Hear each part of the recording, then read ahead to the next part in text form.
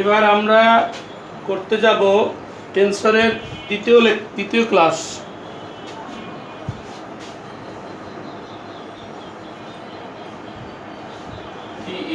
TENSOR tensor analysis,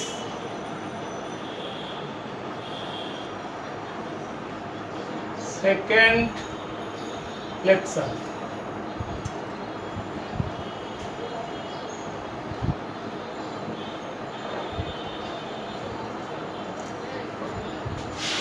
page number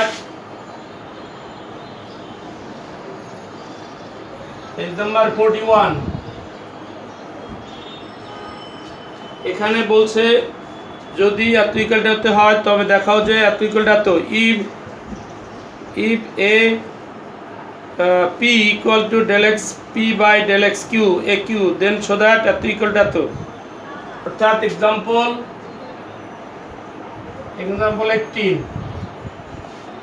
18 দেওয়া আছে here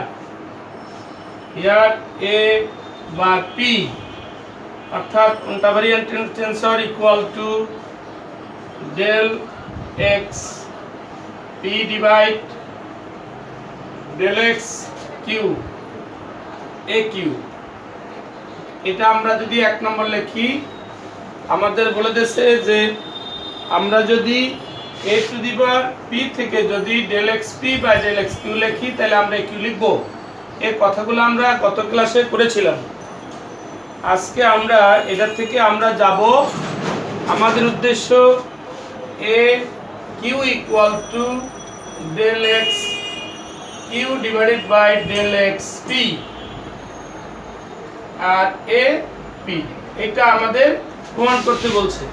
তাহলে এই কথাটা যদি আমাদের প্রমাণ করতে বলে আমাকে খেয়াল রাখতে হবে যে এইটা যদি আমাকে দেওয়া আছে, এই দেওয়ার থেকে যদি আমি এখানে যাই তাহলে আমাকে সবসময় মনে রাখতে হবে যে কোনো একটা অংশ দিয়া একে গুণ করতে হবে যাতে আমি ওই অংশটা পাই, এটা আমাকে খেয়াল রাখতে হবে।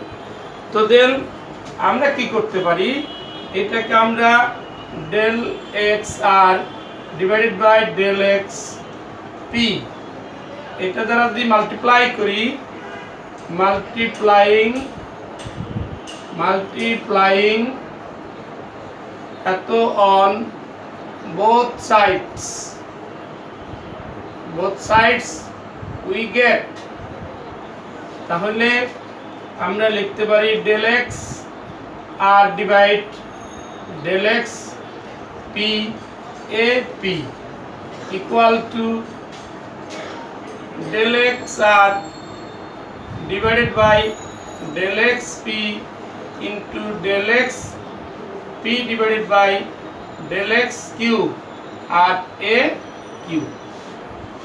ঠিক আছে, এখন এখানে বলে দিয়েছে যদি আমরা এটা বাদ দেই তাহলে থাকে del x r divide del x q আর a q। এটা যদি আমরা লিখি তাহলে আমাদের দাঁড়ালো কি, এখন এটা ক্রনিকার ডেল্টা আর কিউ আর এ কিউ বলতে পারি।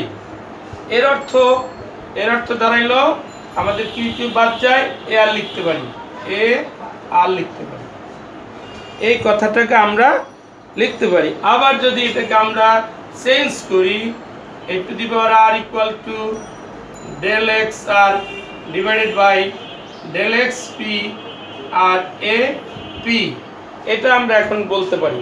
তাহলে ঠিক আছে, দেখা গেল কি যদি এখন চেঞ্জ করি যে r এর স্থলে যদি q, r এর স্থলে r ইকুয়াল যদি q নেই,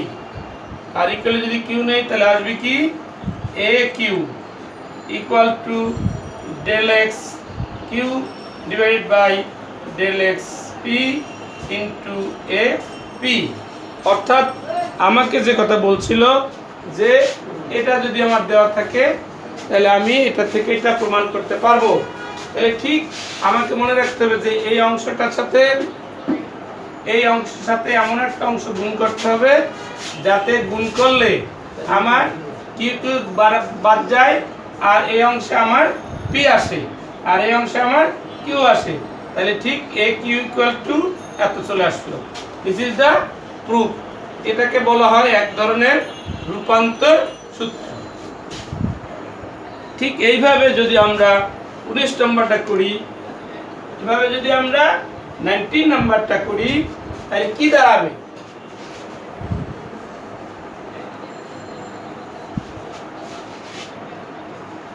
তাহলে দাঁড়াবে এক্সাম্পল 19 যদি করি তাহলে দাঁড়াবে A R P equal to del x P del x S.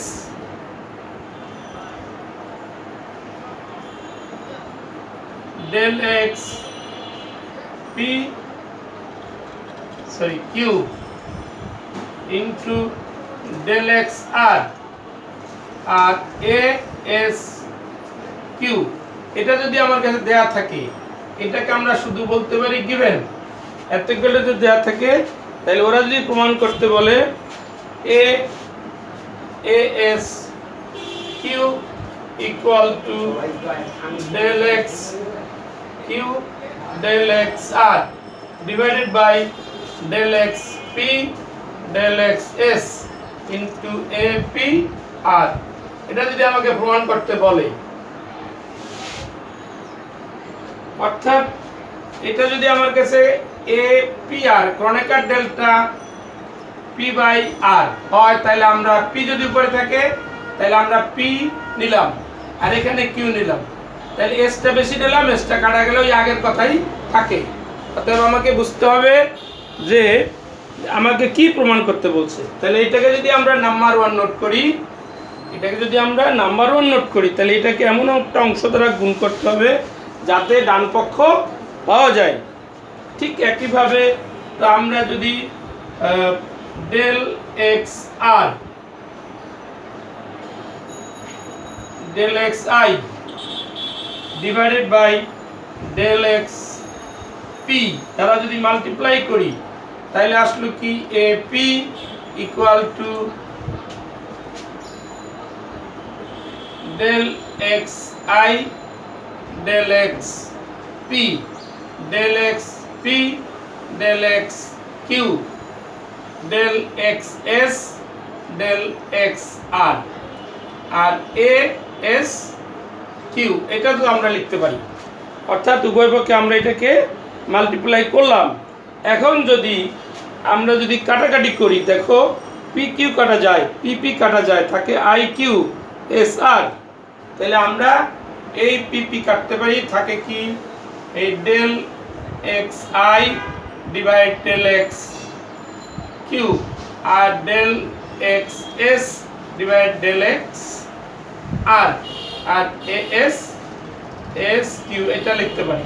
তাহলে এই কথাটাকে আমরা বলতে পারি ক্রনিকার ডেল্টা আই কিউ আর del s a del x S divide by del x r into a s q, এটা আমরা লিখতে পারি। এর অর্থ দাঁড়ালো কি? এর অর্থ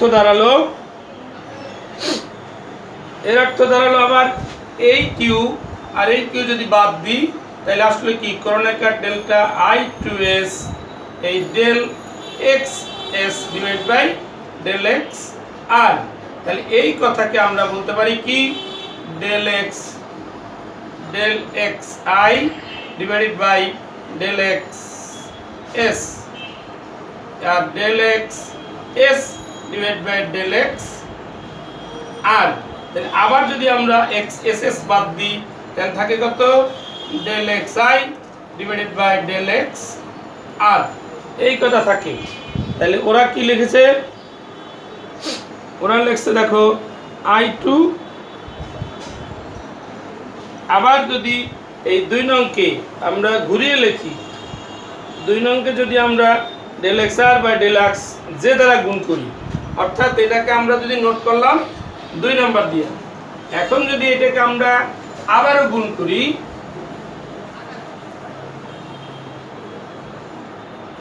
অর্থাৎ এটাগুলো পেলাম কি del x I divide del x R, এটা পাইলাম।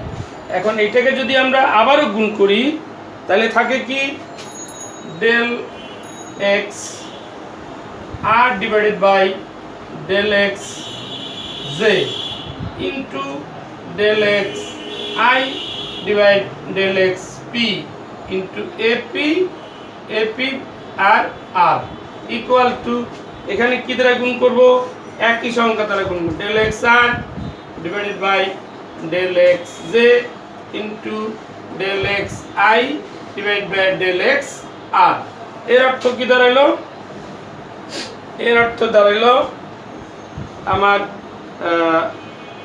অর্থ দাঁড়াইলো কি আর আর বাদ যায় আই এর যে আসে এখানে এই আর আর বাদ যায় আসে কত del x I divide del x j এই অর্থ দাঁড়াইলো কি করণের ডেল্টা আই টু জে এই কথাই আসলো অর্থাৎ এই করণের ডেল্টা যে কথা আর এটাকে আমরা বলতে পারি এআই আর জে একই কথা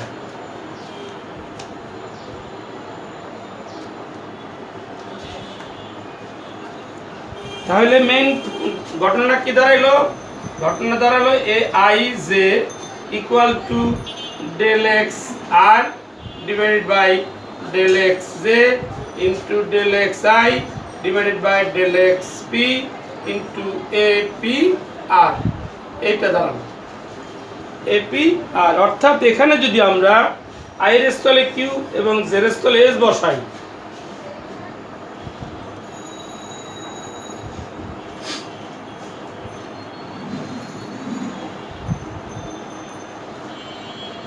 এই স্থলে আই স্থলে যদি আমরা আই এর স্থলে যদি আমরা কিউ বসাই এন্ড জে স্থলে যদি এস বসাই তাইলে আমার দাঁড়ায় কি তাইলে আমার দাঁড়ায় এ আই জে সরি এ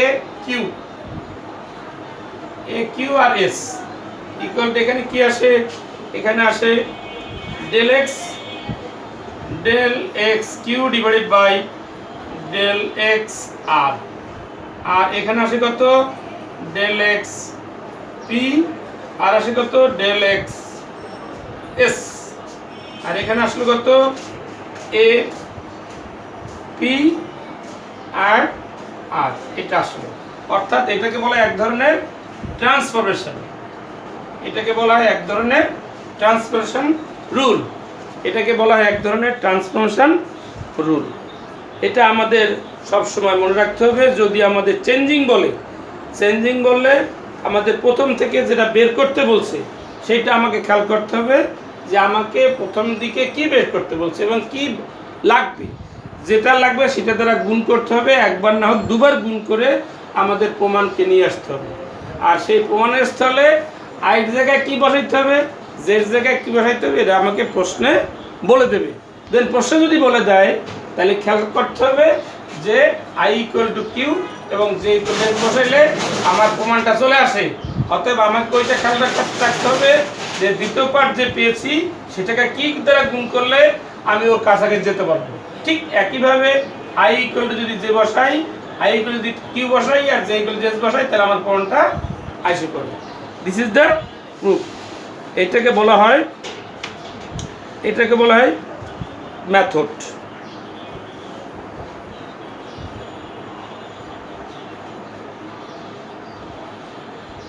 এবার একটা অঙ্ক আছে আমরা করব 21 নম্বর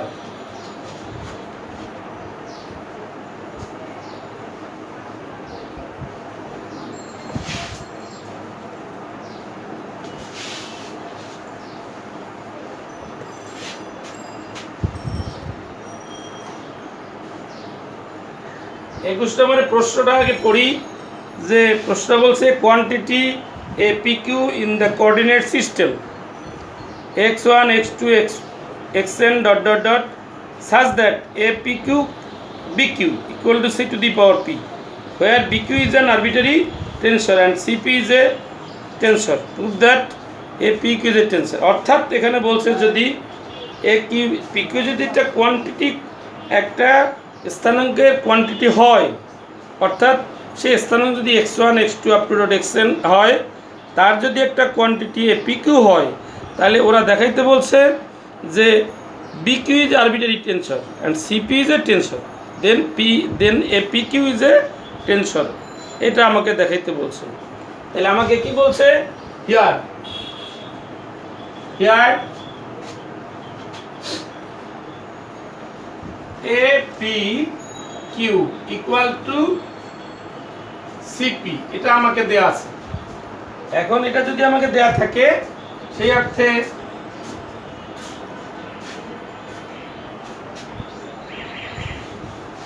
এটা যদি আমাকে দেয়া থাকে, তাহলে আমাকে খেয়াল করতে হবে, let the transformation form of one in এত এত কোঅর্ডিনেট সিস্টেম।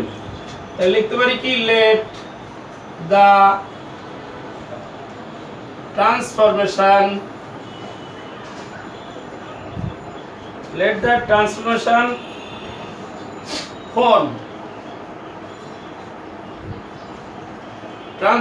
form of 1, এটা যদি নাম্বার 1 দেই, 1 in x1 x2 x3 up to dot xn, এটা যদি আমি দেই, তাহলে এই কোঅর্ডিনেট সিস্টেম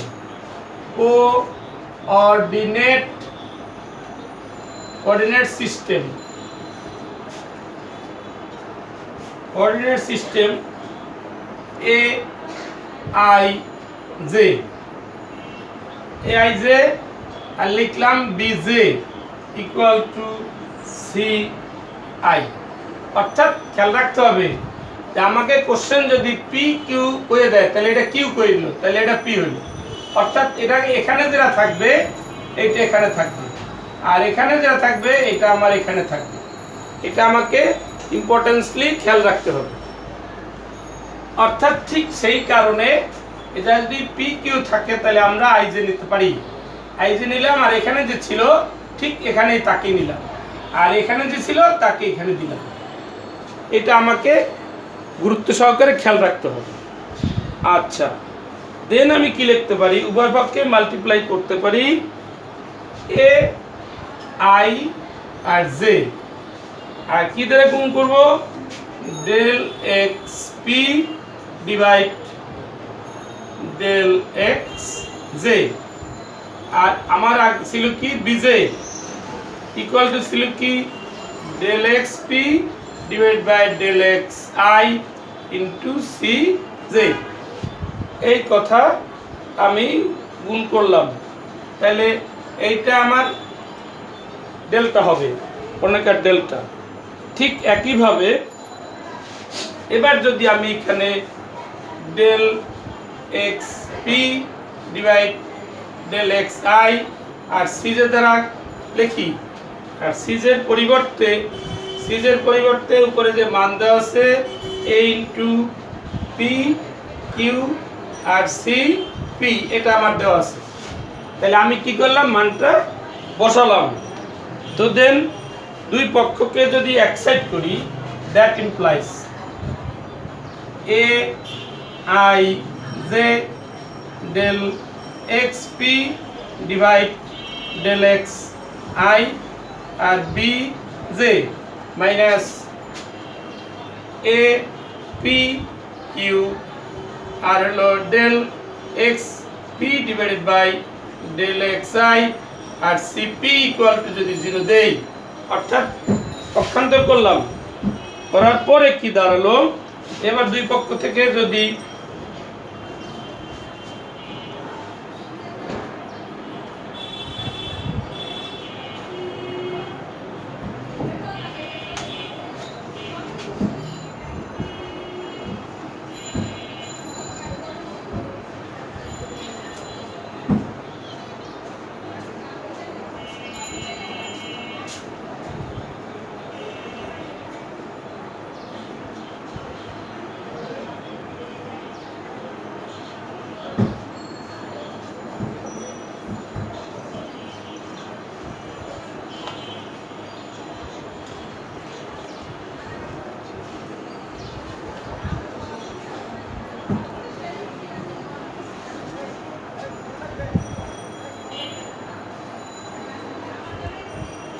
এবার যদি আমরা এটাকে কমন নেই, দুই পক্ষ থেকে যদি কমন নেই, তাহলে এটা দাঁড়ালো কি বিকিউ, এটা বিপি আসবে, এটাও বিপি আসবে।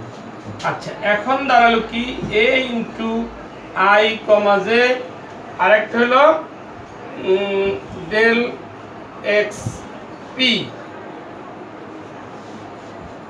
del xp by del xj minus a p q equal into del xp divide del xj, এই যদি পুরোটা থেকে আমি কমন নেই bq,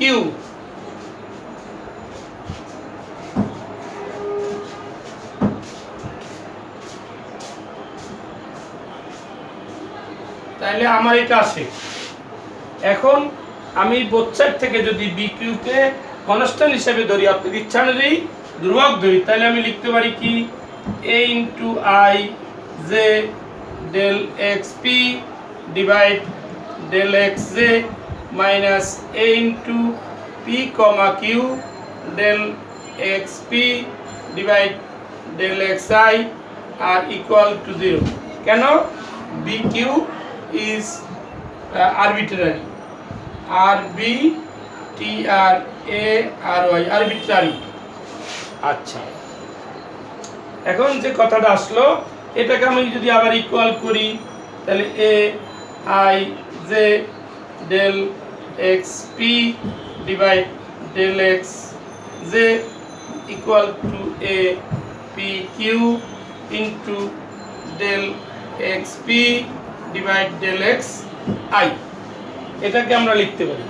আবারও যদি আমার অঙ্কের সাথে যদি এটাকে আমরা গুণ করি, কি দ্বারা গুণ করব?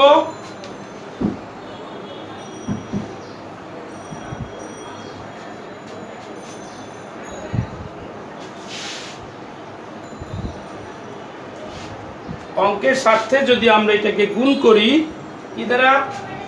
Del x k divide del x P, এটা দ্বারা যদি গুণ করি তাহলে আমাকে আসলো কি?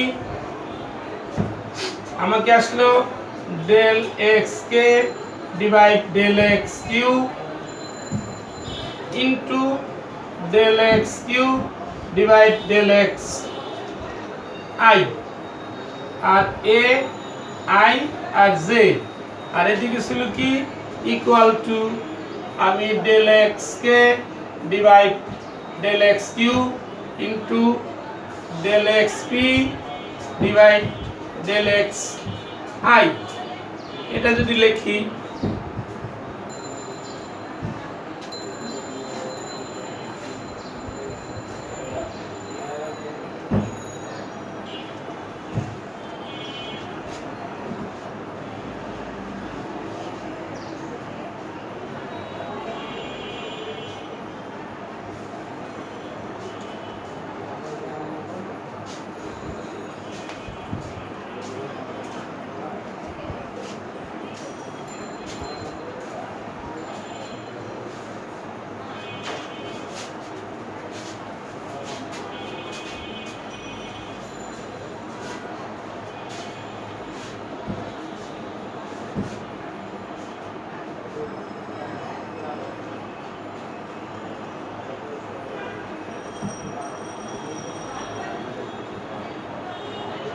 তাহলে কি দাঁড়ালো?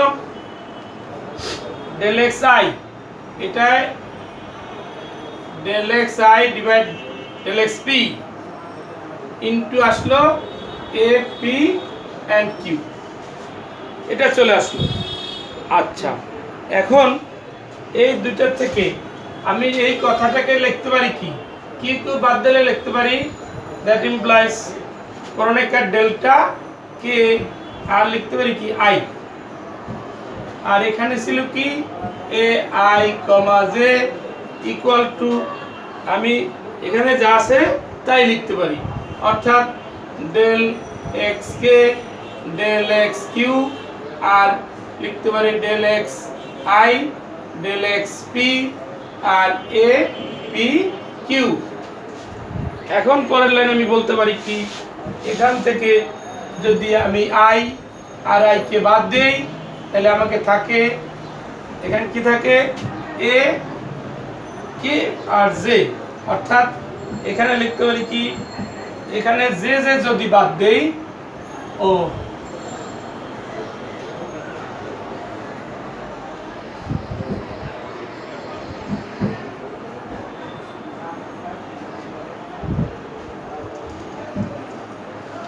এখানে যদি আমি কিউ কিউ বাদ দিই তাহলে এটি লিখলাম। এখন যদি জে জে বাদ দিই,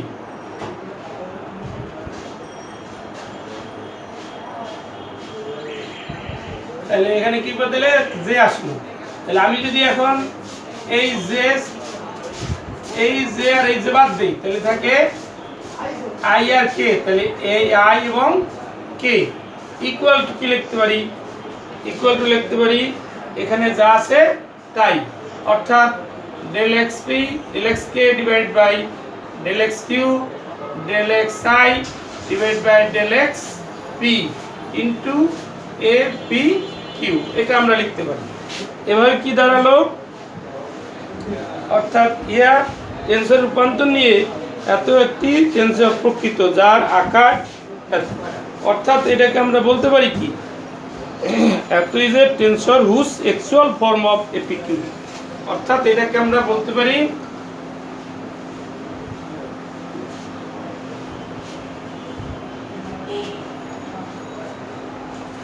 সো বা hence, hence A into PQ, PQ is a tensor. Tensor, that is a tensor whose actual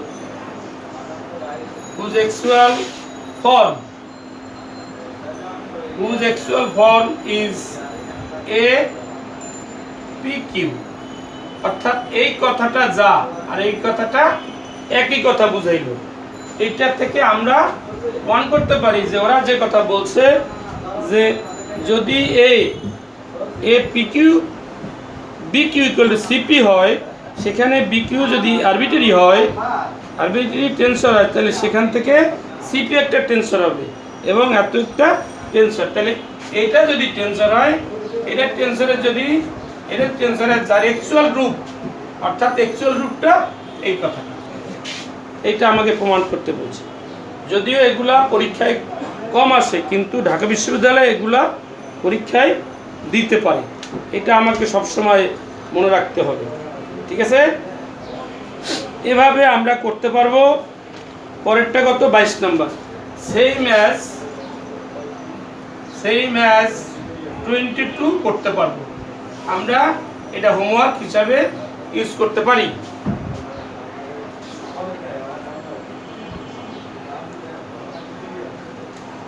এভাবে আমরা 23 নম্বর 24 নম্বর 25 নম্বর এগুলা ইচ্ছা করলে করতে পারবো। এগুলো একটু সোজা আছে, এগুলো নিয়ে ভারী চিন্তা করার কোনো কিছু নেই, এগুলো সব ইজি আছে। এরপরে আমরা আজকে আর করবো না, পরবর্তী ক্লাস থার্ড ক্লাসে আমরা 29 থেকে শুরু করব, 29, 30 এগুলো করাবো। নেক্সট ক্লাস 29, 30, 33 এগুলো আমাদের ইম্পর্টেন্ট আছে, এগুলো আমরা থার্ড ক্লাসে করাবো। অর্থাৎ নেক্সট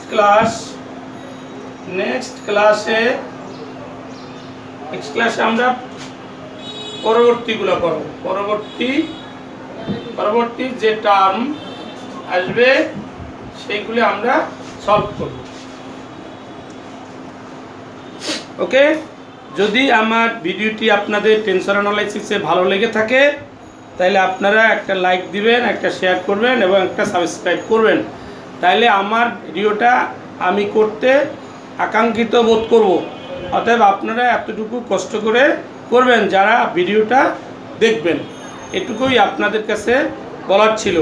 আর টেন্সর অ্যানালাইসিস আমি আপনাদেরকে ফুল কোর্স করে দেবো ভিডিওতে, যাতে আপনাদের যে যেখানে আছেন আপনারা ভিডিওটা ভালো করে উপস্থাপন করবেন এবং এটা লাইক দিবেন, শেয়ার দিবেন, যাতে আপনার বন্ধুবান্ধবও এই টেন্সর অ্যানালাইসিসটা করতে আগ্রহ বোধ করে।